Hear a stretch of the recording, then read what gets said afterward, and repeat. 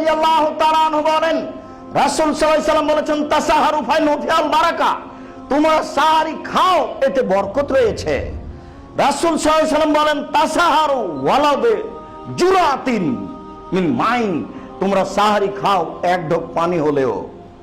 তিনি বলেন, ফাসলু মা বাইনা সিয়ামিনা ওয়া সিয়ামি আহলিল কিতাব ওয়ান নাসারা আস-সাহারু, আমাদের মাঝে আর ইহুদি খ্রিস্টানদের সিয়ামের মাঝে পার্থক্য হলো সাহারি খাওয়া। তাহলে বিবরণগুলিতে সাহারির গুরুত্ব বর্ণনা করা হচ্ছে, আর সাহারি খেলে তাতে বরকত রয়েছে এই কথা বলা হচ্ছে। ভুলবশত সেহরি বলবেন না, সেহর মানে জাদু, আর সাহার মানে ভোর রাতের শেষের অংশের খাওয়া। সলাতে সিয়ামের প্রস্তুতির জন্য যে খাওয়া হয় সেটাকে বলা হয় সাহারি, আর সেহরুন সেহরি মানে জাদু, আমার জাদু, এটা উল্টে গেছে শব্দটা। এরকম অন্যান্য জায়গাতে যেমন পরিবর্তন হয়ে আছে, এখানেও তেমন পরিবর্তন হয়ে আছে। সাহারি বলার চেষ্টা করবেন, সেহরি নয়। অত্র বিবরণে বোঝা যাচ্ছে সাহারি বরকতের বিষয়। তবে আপনি মনে রাখুন, যদি সাহারি খাওয়ার সময় না থাকে এমনিতেই সিয়াম থেকে যাবেন।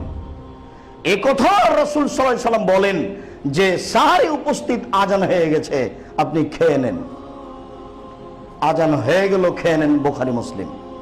এই বিষয়ে আপনি চিন্তায় পড়বেন না যে আমার সিয়াম হলো কিনা, আর আপনি খাননি এই জন্য আপনি চিন্তায় থাকবেন না যে আমার সিয়াম হচ্ছে কিনা।